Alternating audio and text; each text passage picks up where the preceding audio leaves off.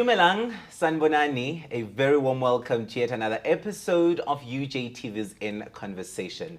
Kamalam Zethembe, and I'm so excited to be back on your screens. I hope you missed me because I actually did miss you, yeah?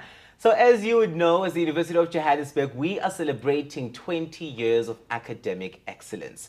And as UJTV, we are playing our part in this celebration by making sure that we host for great conversations the individuals who are actually actively playing a part in this academic excellence, from our staff members as well as our students as well. And today is absolutely no different. We are hosting two UJenius Club members who both happen to be third-year Bachelor of Laws students here at the University of Johannesburg. One of them is Kutlwano Zimu, who, the last time I chatted to her, she told me that, she is looking into becoming the country's Chief Justice in the future, which me and you, get to find out about. Ukuthi lihamba kanjani lelo phupho lakhe? Is it still the same goal or the goals have changed? Other than that, she's joined as well by Muphulusi, Rakhuhu, who is also a social media content creator.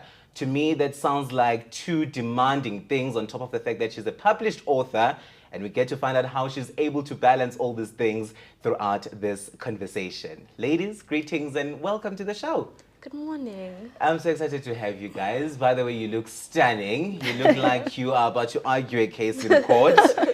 Tell us a bit about yourself, ladies, starting with you, Kutlwano. Just give us a background and a glimpse as to who you are. Firstly, I'd like to thank you so very much for having me today. It is really nice. Like you've already said, my name is Kutlwano. I'm doing my third year in LLB. And currently, I am one of the tutors in the Faculty of Law. I'm tutoring Introduction to Legal Studies. But above that, I'm a netball player. But most importantly, I help my friend in running his company, a tutoring company called Excellence, and it is based in Pretoria. Yeah, that's beautiful just about stuff. Speaking of netball, what position do you play? I used to play netball in primary, and I used to love goal attack. Which is your position? I'm playing goal attack and goal shooter. And to add on top of that, last year I was the netball captain for the Faculty of Law netball team. So hopefully this year I get to do it again. Or maybe be a coach. How about we upgrade you? Yeah. We take it a little bit higher. I wouldn't mind. Absolutely love that. Yes. Please take it away, my darling. Who are you? Tell us a bit about yourself. So as you already stated, I'm Muphulusi Rakhuhu, third year LLB.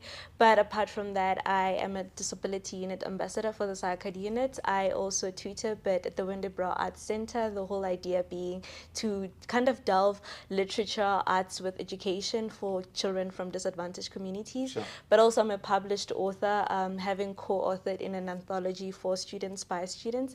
And apart from that, I am quite inquisitive about human rights and mineral rights. And so I do a lot of moot courts in that regard, having won the Kader Asmal last year and the public interest law moot court competition this year. So I quite am delved into human rights. Sure. And how did you get used to public speaking? Because I've done moot court twice as a law student myself, just at the University of Johannesburg, with the people I'm used to, my lectures and all, and it was an easy girl. So how do you go about it even abroad the university? Like, how is that like? I think it's just the idea of trying to challenge myself and see how people think, but also I think for me it was when I was in high school, debates. So it was kind of like a predetermined excellence in kind of speaking, but also competitiveness. But I think challenges, because in UJ we kind of like have legal issues that we're familiar with, but when you go to external moods, they give you set of facts about things that you've never studied. So it's just the whole thing of, can I actually find a solution without having known this material before? Absolutely love your approach to it. Now, ladies, I want us to get into, the things that I spoke about in the intro. The last time I spoke to you, Kutlwano, you said the big goal, the reason why we're doing this is because one day you want to be the Chief Justice. Is that still the goal? Because I know Hori, of course, can chow man and make you maybe change your goals. I have the saying, and I normally say, I am Kutlwano and death shall not find me where poverty left me.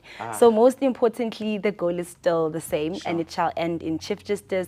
And when I wake up every day, I look at myself and I say the saying to myself that death shall not find me where poverty left me. And looking at all the crises that we have in terms of legal matters in the country, there's no way I'm going to change my mind. It shall end in Chief Justice. I absolutely love that, especially when you touch on the state of the legal field in South Africa, because I want us to delve in a bit into that a bit later on in our conversation. But maybe moving to you, Muphulusi, I did mention that you're on social media, a law student. You told us about all the other incredible work that you're doing, a published author as well, with a book that was at the high tea with the VC discussion last week, actually. Tell us a bit more about that. How did you get to write the book? Because I know it's a collection of many young writers like yourself who just went into this, making this book for students. So the whole thing was, actually, it started with networking. I think when we get into law school, they always say, oh, you never know who you're going to meet. So actually, the reason why we are at the high tea last week is because last year, November, we were at a high tea with the VC. Sure. And one of the authors that were being discussed there actually decided to be our mentor. Oh. And so she took us under her wing on her foundation, and she was like, I think you guys are quite excellent. So now I want you guys to share how your personal lives have affected your academic trajectory. Because I think there's always this notion of oh, we're top achievers, but kind of people don't know what's behind the personal. Exactly, you see? So it's it was the whole thing of the VC wrote a foreword on the book because he was like, as we celebrate academic excellence, we're trying to see what's behind the creme de la creme of the university. So that was the whole thing. And this is Boitumelo? Bitumelo Petla, Dr. Bitumelo Petla. Sure. Yeah, so that was the whole thing. Love that. Now, I want us to go back a bit, you guys. Here you are doing your third year in law, but there's a moment where the law, bug has to bite you, of course, when you I actually like this thing. And I want us to go back to that. I find that a lot of people like to say that what they used to consume on television is what inspired their career choices. I know a lot of people in marketing and media who say Ezweni Communications on Generation is what inspired me. And a lot of people that I'm currently doing law with, even right now, reference Suits a lot, the show, right? Did you guys consume those kind of shows, the ones that have, legal fraternities in them? And did you maybe have them be your inspiration to doing this course later on in life? I think for me, it is different. And we see that in how my academic journey has, unfolded. Sure. As I've mentioned before, I started at the University of Pretoria and I was doing my BSc in geology. So now you can see that law along the way kind of found me because I was just everywhere and not knowing which route to take. So for me, I was not inspired by any shows. However, my teachers did play a huge role into the academic journey that I took, because when I went to UP and realized this is not for me, they reminded me that, remember you were the head girl, remember you advocate for women, remember what sets up the fire inside of you. What is that thing that makes your inner child to come to life? And that was just me speaking for the people, and that's how I just got to be in law. Oh man, love that. What about you, Melissa? I think for me, it was the whole thing. I've always been science orientated, but I did not see myself doing medicine. So when I was young, I used to be into really forensic anthropology. You see those documentaries about evidence forensics. Yes. But now when I grew up, I went to Anglo-American when I was in grade 6 and when I was in grade 11. Everything looked very shiny, but then when I realized that our country is actually run on the rand depends on the currency and the minerals, I kind of realized that whoever has access to minerals kind of runs the rand. So the whole thing into coming into law was, if I can be part of the people who regulate mining law and how we actually work with the currency, I can actually be at the forefront of how our country does economically in the region, sub-Saharan or internationally. So for me, it wasn't suits per se or anything. But I think it was just the interest of being perhaps one of the women who get to pioneer behind running the country in that aspect. And do you then guys find that it is what you perhaps expected it to be when you started? Because I find that, I know myself, for example, I thought there's a lot of speaking that happens here, which of course you do speak, but it's mostly with your friends. At school, we want you to read those cases and be able to apply them in real life cases, because we are building, future attorneys and future advocates here. So what are some of the biggest surprises you find yourself encountering once you started doing the course then, compared to when you were about to do it and you had some expectations to it? Okay, I think I'll go first. I think the fact that it's not one-dimensional, because I feel like when we are outside, I feel like, as she said, it's always the thing about advocacy for a certain human right. And I feel like the most South Africa kind of points out at GBV, we know that we have to advocate for those things. But when I got in, I found out that because it's so broad, we can advocate for people in different ways. For example, when I was speaking about mining, like a lot of people don't even get the wages that they're supposed to get. So socio-economic development in that regard. So I was like, it's actually bigger than I thought, but also a lot of theory than I thought instead of practice, so to say. And it's not so thrilling every day. Some days are just mundane and repetitive. That's the thing. Honestly, I love speaking. Like I said, everything stemmed from the fact that I always spoke for the people. And I thought I thought most of the time I'm going to be speaking and just opening my mouth. But when I realized that sometimes, for example, last year when we went to write Law Delict, I think I read about plus minus 100 cases. And now you need to like go and apply everything like while you're writing your exam. I think that for me was my biggest shock. But another thing also realizing, because from outside, honestly speaking, I only knew about criminal law. I only thought that if I come and I become a lawyer, I'm only going to defend criminals. Or like people say, lie on behalf of the criminals, of which that's not the case. But now when I got exposed to the field, I realized there's so much more than just being the defense attorney for the accused. I love that. And I mean, you can see that the legal field is also going digital, as we can see the world is going there. We have cyber law now and all of that, right? I want to know from you guys, Bill Gates spoke to a certain news outlet, right? And they were talking about what he feels as somebody who's quite, participating in this AI stuff, which career fields he felt will never be replaced by AI, and he did not mention law. Do you feel he was on the money, as in we can be replaced by AI? To be honest, I think no. That I feel like even if somebody was to deduce that from not mentioning law, I would think that it would be an incorrect deduction as well, because one of the big 5 law firms recently introduced an AI gambit similar to ChatGPT. But even in introducing that in their law firm, they recognize that they're only doing it for repetitive work that doesn't require critical thinking. Because despite how good it might be at generating information or finding information faster, it still does not have the ability to critically analyze either both sides of the argument or even the human intricacies that our constitution needs. We speak about the fact that we are founded on Ubuntu. And AI cannot embody that, despite how much they do try to do it. So I don't think that deduction would be quite accurate in that regard. I love that, which, by the way, you are telling somebody who's watching and they want to do law one day, there's a lot of critical analysis that we get to do this side. Kutlwano, your views on this? So like there's this thing in law that says each case should be decided upon based on its own merits, or basically we can't decide the same. We can both kill someone, but we might not get the same sentence. And I feel like now if we use tools like AI, people, it's just going to be unfair.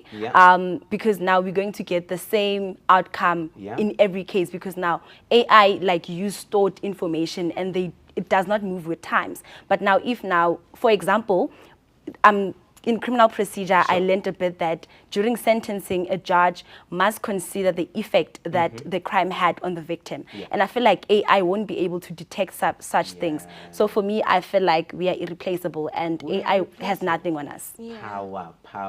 But also, like, is it possible that we just take them to court now? Because I feel like they're quite ready. Oh my goodness. Absolutely love this. A bit earlier on, Kutlwano, you touched a bit on, a lot of people from time to time not getting the justice that they deserve. A lot of people have lost trust in our law and whether or not it can bring about justice to those who unfortunately have suffered certain injustices in society. We're seeing girls and women dying each and every day, and justice is not being brought up on their families and all of that. What would you say rather to somebody who is losing hope in the law? Do you think there's something they can hold on to maybe? You see, just the big sigh. Just a big sigh. But I'm going to say, because I'm the next Chief Justice, you can just hold on to the fact that I'm climbing in the ladder and hopefully something will be done. But honestly speaking, I'd like to say, okay, I don't want to say anything that would be wrong, but it stems from the fact that there's so much that happens in the legal field. Sure. It is not just police, the NPA, the judge, and everything else. So I feel like if it starts obviously with our police officers and our NPA ensuring that when they are investigating the crimes and when they decide to prosecute, everything is on foot. So I feel like maybe if our police officers can just move away from some things that they do and, you know, protecting certain people, of which I can just fully say that they're corrupt, but just ensuring that they have people's interests. I think that would, provided that they move and act for the people, then that is the hope that communities can hold on to. But I can't stand and say that as much as I can see that the law might be failing communities, I can't stand and say people should not believe in it, because you can't take law into your own hands. So until then, let's just hold on to hope that something might be changed. Beautiful. And what are your thoughts on that, Muphulusi? Because also something else that we have been doing on one of our modules, jurisprudence, is the critical race theory. And what it really underlines more than anything is that one way or the other, our laws are quite good, right? But in the execution thereof, that's where you find problems, right? And I think that is where then people start to lose hope, because people only see the execution. People don't know about the Constitution. They don't know about the rights in the Bill of Rights. They just know that when somebody has committed a crime, they have to be prosecuted and go to jail. But there are processes, right? So maybe what are your thoughts on that, around just the state of the law around the country, and maybe bringing hope to those who've lost it? I think obviously a lot more transparency on the fact that like the law is not one-dimensional as well, that there's like a huge dynamic balance that needs to be struck. It would obviously make people kind of understand it a bit more better, but still it would still make them a bit less hopeful about the system. So I think that if we're to focus on finding innovative solutions that kind of emphasize the fact that even though there is a dynamic balance, there's still the interest of the people at heart. Because when we say that the law must be done and be seen to be done, people don't see the effect, although it might be done in effect. So I think transparency as to the actual processes of the law, and also the both like two dimensions, the two sides of the story.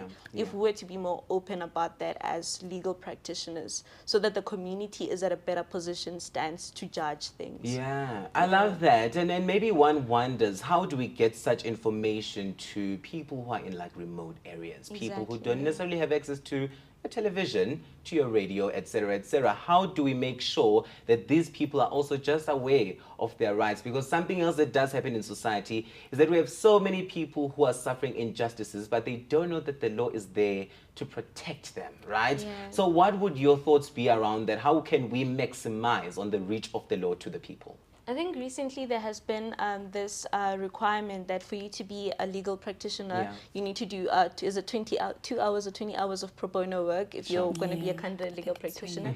I think things like that, but also evenly distributed, so that like we can actually be in all areas. Because if I get to choose where I want to go, I'm going to go to the nearest place, which is probably where people actually are aware. So I think if our efforts were evenly distributed to even remote areas in that regard, to say that every legal practitioner has to do pro bono work in their field in a certain area. Because I know that for companies, they usually do them for ratings. Like I know that for tax stuff, but I feel like if it was like mandated for everyone to do it in remote areas as well, I think that would put progress in it. Lovely stuff. Kutlwano, maybe your I thoughts on think that? most importantly, I agree with what my colleague has said, but another thing, Your learned colleague? my learned colleague, but I think the most important thing is also, for me, I have a dream, and one of my dreams is to have, should I say, like a law tour. I haven't like really thought much into it, but it's a thing of when I'm now an admitted attorney and I'm actually practicing, I need to open a foundation that will allow me to go into those different areas and kind of like educate people about their rights, because I feel like most importantly, people don't know about their rights. For example, currently I'm doing property law and I'm realizing, damn, I could be claiming for so many things. But because I didn't know, and I feel like a lot of people don't know. And that's why like now they just find themselves in the places that they find themselves in. For example, in rural areas, we find that a lot of girls, a girl that is like 12, 13, 14 would be pregnant. And it is because people, they don't know that the age of consent is 16 and above. And now these girls think, it's normal, so and so got pregnant at 12, therefore I can do it as well. But if someone goes there and tell them this is wrong, therefore they would know. This to the authorities. I absolutely love that. Ladies, I wish I could have you for longer than we have, right? But maybe in closing, there's something I would love for us to do. You guys are members of the UJenius Club.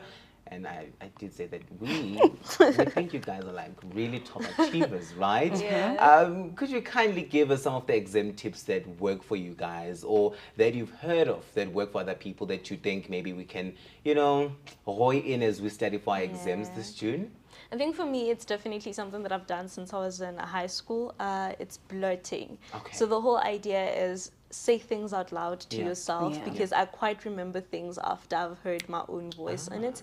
But also I feel like if you do that, then you have to do it repetitively after a certain period of time to still see if you can regurgitate the information still the same. Because I think note taking is quite consuming, time consuming. If you're going to keep on taking notes, you're just writing down in your handwriting, but can you actually remember? So I think the focus should be on your memory. Just try to train your memory instead of like kind of trying to repeat information. Repeat everything. I needed to hear that, girl. I'm that kind of a person. I take the textbook, I take the slides, I repeat everything before getting to the blurting. And sometimes you find that there's now like a topic that you haven't covered because you used way too much time on note taking, right? Kutlwano, what works for you? I think for me, I'd love to say do not listen to outside noise. I think I'm also more or less like my Leonard colleague. I don't go to the library simply because I need to speak aloud when I'm studying. That is the only way I'd be able to understand the content. But all I'm going to say is that do not listen to people who says I'm studying 24 hours straight. They're most likely lying. And if they're not lying, then maybe it works for them. But I feel like do what works for you. For me, my friend would always say, Kutlwano, you love sleeping. And that's because when I wake up, my mind is fresh and I'm able to grasp the content. So be consistent. One of my mentors said to me, even if you study 4 hours every day, as long as you do it every day and you're consistent, you'll be able to grasp the content. So make sure that whatever that you're doing, you're consistent in it. So consistency is the goal on your side. I love that. Ladies, thank you so much for joining us today.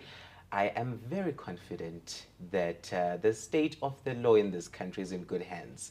When I speak to young minds like you guys and just the ideas you have for this field and the love and the passion that you have, I'm not only, you know, confident that it's going to have an effect in the field itself, but I think even to the people, because the law is for the people, the passion that you have for the people, the passion that you have for socio-economic issues, I'm truly touched and I'm so honored to have spoken to you today. Thank you so much for joining us. Thank you for having us. Thank you for having us. There you have it, Orange Army. That is Kutlwano, Zimu, as well as Muphulusi, Rakhuhu. They are both third-year Bachelor of Laws students here at the University of Johannesburg and are both part of the UJenius Club. Now, what I want you to do before you get out of here is like this video, share it with your friends. Be sure that you comment down below, especially my legal minds, whether you're still coming into the field or you're within the field, and let us in on what it is that you hope to do for the field in the future as they've shared their parts as well. Other than that, be sure that you do subscribe. I'll see you on the next episode. Gamalam goes Zethembe M. Bye-bye and God bless.